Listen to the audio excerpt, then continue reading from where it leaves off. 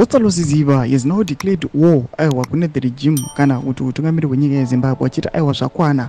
Panapa pane this picture anobuditsa asi posta ramuri kuona remashoko anobuda achitaura atoona kuti aiwa mukomana uyu haachadi zina basa ari kuitira mashoko ekuchiti it is now time yekuti tichiratidza the regime our true colors. Kana tichifa tinofa, kana tichirarama tinorarama. Saka pinda mashoko anobuda achitaura pana kuti bva subscribe or like or turn on the bell icon. Along with this picture anoisa text anyora achiti the fight is on.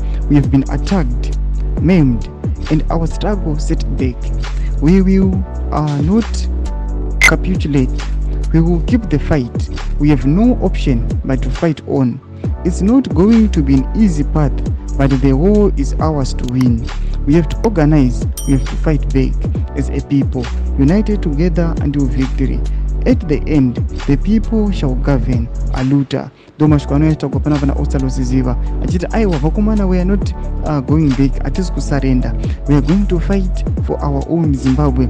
Ari kuposta picture rema elderly avari kuona avo vari kuratidza kuti aiwa vane trust mavari vachiti aiwa toda kuti vanhu vechikuru avazive, toda kuti ndo vanhu vangakwanisa kunyeperwa kana kubatiswa pasi the regime, noda kuti vanenge vasiri up to date ne the current situations dzichiitika.